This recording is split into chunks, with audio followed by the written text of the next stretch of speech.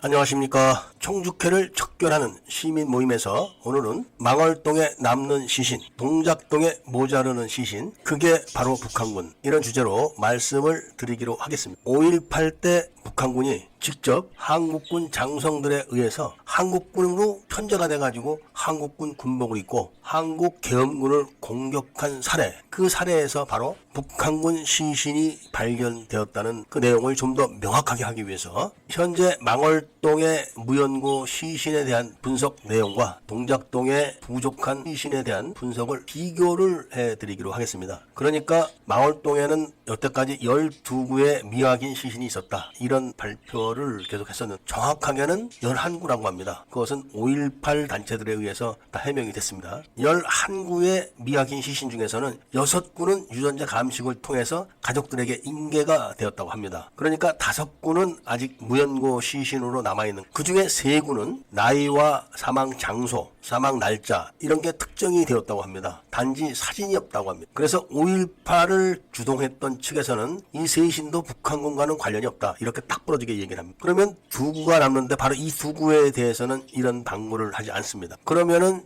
청모에서는 북한군 시신 1구가 없다, 이렇게 발표를 했지만 왜 망월동에는 2구가 있을까요? 그것은 바로 공식적으로 특전사 부대원들에게 확인된 시신은 1구입니다. 그러니까 특전사 대원들이 직접 사살하고 나머지 7명을 생포했기 때문에 정확하게 그거는 증명이 됩니다. 그리고 1구가 남아있는 그 시신의 신원은 누굴까요? 그 시신의 신원도 특전사 11여단 대원들에 의해서 밝혀진 바는 있습니다만 계엄사령부, 그러니까 전투교육사령부에서 조사를 안 하고 그냥 덮어둔 시신이 하나 있습니다. 그러니까 11여단을 북한군 매복조 앞으로 안내를 했던 소령 군복을 입은 한 군인이 있었습니다. 이 사람은 한국군 전투교육사령부 교도대대 대대장과 함께 11여단을 기다리면서 이야기를 나누기까지 했었다고 합니다. 그러니까 그 당시에 김병엽 소장의 명령을 직접 전달받은 교도대대 대대장은 이 사람을 압니다. 그 괴소령이 바로 11여단 칸보이 차량에 탔던 정규 안내 장교들을 자신이 탄 찝차로 막아 세우고, 내가 정보사령부 소속인데 니들 다 뒤로 가라, 내가 안내하겠다, 이렇게 이야기를 했다고 합니다. 그래서 정보사령부 소속이라는 신원을 알 수 없는 장교의 말을 듣고 정식으로 명령을 받고 파견 나온 장교들이 다 뒤로 갔다고 합니다. 그래서 11여단 칸보이 차량들은 바로 이 괴소령의 안내에 의해서 북한군이 매복한 장소로 안내된 겁니다. 그리고 그 장소로 11여단 선두 차량이 도달한 시점에서는 그 찝차에 장착되어 있던 빨간 깃발을 높이 들었다고 합니다. 그 깃발이 올라가는 것을 신호로 해서 즉각 90mm 무반동 총이 발사가 되었고 산 위에까지 뻗어 올라가는 버섯 구름이 보였다는 겁니다. 그러니까 안내를 했던 그 괴소령과 매복했던 북한군은 사전에 다 작전이 짜져가지고 신호까지 약속이 됐던 겁니다. 습격을 받자마자 습격받은 부대 뒤에 있던 특전사 대원들이 일제히 공격을 개시하니까 그 안내 장교는 도주를 시작했고 추적반이 추적을 해가지고 다 잡힐 정도가 거리가 좁혀지니까 휴대를 했던 권총을 빼서 자살했다는 겁니다. 그래서 다가가서 확인해보니까 그 권총이 북한제 권총이었다는 겁니다. 이 시신에 대한 처리가 언급된 적이 없었습니다. 그러니까 현재 망월동에 5.18 주동자 측이 주장하지 못하고 있는 미확인 시신 2구가 바로 이 소령의 시신과 특전사 대원들에 의해서 사살된 시신, 그 2구입니다. 그 2구 중에서 공식적으로 조사가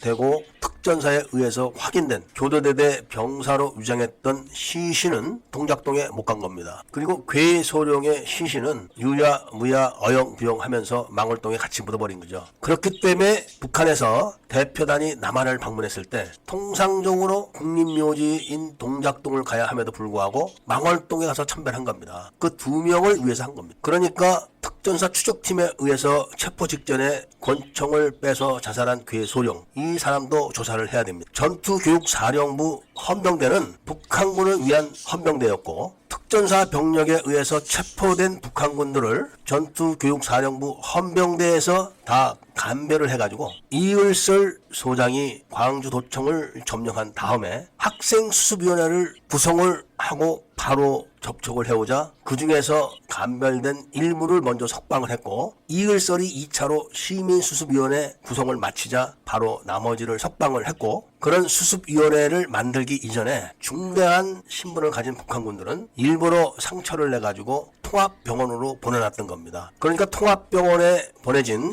부상자들은 시위를 하다가 부상을 당해가지고 시민들에 의해서 옮겨진 그런 사람들이 아니라 특전사에 의해서 체포돼가지고 전교사 헌병대에서 조사를 마쳐가지고 분류돼서 감별이 끝난 사람들입니다. 그거를 광주 통합병원으로 딱 보내놓자마자 이을설이 전남 도청을 점령하는 순간 1호 작전으로 광주 통합병원을 점령했던 겁니다. 그렇게 해서 거기에 있던 부상자들과 시신 이거를 재빨리 전남 도청으로 옮겼던 겁니다. 이게 바로 북한군 1차 석방이고 학생수습위원회가 2차 석방 임무를 수행을 했던 것이고 시민수습위원회가 3차 석방을 하고 그리고 조모를 끝내고 24일날 바로 2건의 오인 사격을 기획을 하면서 25일 01시에 백수 해안으로 아시아 자동차에서 탈취했던 군용차 19대에 당당하게 분승을 해가지고 떠난 것이 진실이 이렇기 때문에 동작동에는 꼭 있어야 될 한국군 공식 전사자들 중에서 한 구의 시신이 부족한 것이고 망월동에서는 5.18 주동자들이 언급도 못하고 있는 시신이 2구가 딱 있는 겁니다. 그리고 그 시신 2구는 교도대대 병사로 위장을 했던 북한군 1명 그리고 소령 군복을 입고 11여단을 교도대대 위장된 북한군 앞으로 유도한 1명 이 시신인 겁니다. 이렇게 북한군이라는 사실이 현실로 드러나게 되자 이거를 반기는 우익단체나 우익 5.18 연구가들이 없습니다. 오히려 협박을 합니다. 그런 가소로운 협박에 넘어갈 그런 정도의 의식을 갖고 있었다면은 애시당초 이런 거 이야기하지 않습니다. 그리고 협박을 해야 된다면은 김대중과 국정원에 대한 더 큰 비밀을 폭로하면서 같이 또 고소를 해버릴 겁니다. 고소를 받아주든 받아주지 않든 고소를 함으로써 계속 이런 사실을 아는 사람이 늘어가기 때문에 현재 야당으로 처신하고 있는 민주당은 그 존재 자체가 대한민국에서는 없어질 겁니다. 민주당은 김대중이 북한 경찰을 납치했다가 그거를 숨겨주는 대가로 북한에다가 배상금 60조를 물어준 거를 덮어준 그런 공동 범죄의 정당입니다. 그리고 그때가 IMF 당시이기 때문에 현대그룹을 통해서 금강산 사업 이걸로 위장을 해서 많은 돈이 건너갔습니다. 그래서 한국군의 핵심 수중 전력이었던 214급 잠수함 건조를 잠수함 구경도 못해본 현대중공업에 몰아줬기 때문에 대한민국 해군의 수중 전력이 지금 거의 제로 상태인 겁니다. 금강산 사업을 통해서 금강산에 갔던 사람들 돈만 북한에 넘어갔을까요? 그리고 조갑제 같은 사람들은 월간 조선의 사장이면서 이런 내용을 몰랐을까요? 중앙정보부에 근무했다고 큰 소리를 치던 사람들이 이런 내용을 모르고 지금까지 입을 닫고 있을까요? 저는 해직된 중앙정보부, 안기부 그리고 국정원 출신들에게 이런 제보를 다 받은 겁니다. 지금 박지원이가 입을 놀리고 있지만은 박지원 따위는 상대를 할 그런 지위가 아니기 때문에 제가 언급을 안 하는 겁니다. 아무쪼록 청주회를 척결하는 시민 모임을 찾아주신 애국 시민들께서는 이런 사실들을 많이 전파를 해주시기를 당부드리면서 청주회 회원 가입을 해주시기를 당부드립니다. 어제도 많은 분들께서 회원 가입이 어렵다 이런 말씀을 해주셨는데 애국자 생활을 하시는 분들은 다 나이가 드신 분들입니다. 젊은 사람들은 국가에 대한 생각을 요즘 거의 안 하죠. 그래서 나이 드신 분들이 가입하는 절차를 따라하기가 어렵다는 말씀을 하셨기 때문에 저한테 그 채팅창을 통해서 연락을 주시면은 도와드리도록 하겠습니다. 활동하는 회원이 100명이 되어야만 시민단체로 등록을 할 수가 있습니다. 시민단체로 등록이 되어야만 국정원이든 대통령실이든 검찰청이든 경찰청이든 시민단체 이름으로 상대를 해서 법적인 처벌을 강요할 수가 있고 그거를 불응하면은 바로 미국이나 영국, 유럽 쪽의 인권 단체들과 공동 대응을 할 수가 있기 때문에 그런 겁니다. 김대중은 노벨 평화상을 수상하기 이전에 중국에서 북한 경찰을 강제로 납치해서 안기부에다 불법으로 가둬놓고 고문을 한 사실이 있기 때문에 절대로 국제사회에서는 자유로울 수가 없습니다. 그 점에 있어서는 홍석현 회장도 유엔 난민 규정에 의해서 처벌이 됩니다. 홍석현이가 밀고 간 그 북한 경찰은 김정일에 의해서 처형됐습니다. 그러니까 그 북한 경찰이 처형된 원인을 제공한 게 홍석현입니다. 그리고 그런 사실을 다 주도를 하면서 노벨 평화상을 돈을 주고 받아낸 이종찬이도 절대로 자유할 수가 없습니다. 노르웨이 당국도 김대중과 이종찬의 교활한 술수에 걸려가지고 노벨 평화상을 줘서는 안 되는 김대중에게 노벨 평화상을 줬고 그 대가를 받았기 때문에 노르웨이도 지금 자유롭지 않습니다. 언급을 피합니다. 이 사실이 유럽 인권 단체들에 의해서 공식적으로 발표되면은 노르웨이 왕실은 그 권위가 노르웨이 국민들뿐만 아니라 유럽 전체에서 떨어지기 때문에 스스로 그 사건 내막을 밝힐 겁니다. 사태가 이 지경에 이를 수도 있는데 이런 발표를 했다고 협박질을 하는 우익 단체들을 보면서 가벼운 경고를 보내는 바입니다. 아무쪼록 회원 가입을 해주시고 이런 정보를 많은 국민들에게 알려주시게 되면은 많은 국민들이 이런 정보를 아는 게 대세로 가게 되면은 한국민들 특성으로 산불이 번지듯 번질 겁니다. 오늘 이야기를 마치면서 이야기를 들어주신 데 대해서 감사드립니다.